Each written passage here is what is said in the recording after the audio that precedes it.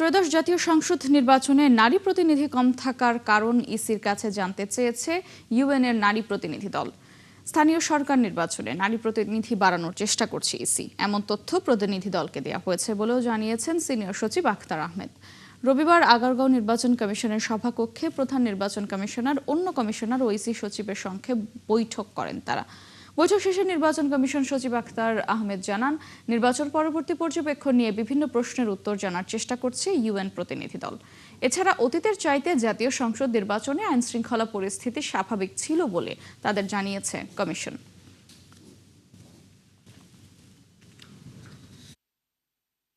আমরা যেটা বলেছি যে 7 জন আসছেন মহিলা, যারা আসছেন জাতীয় সংসদ নির্বাচনে, আর 50টা সংরক্ষিত সিটে 57 জন, এখন 350 জনের মধ্যে।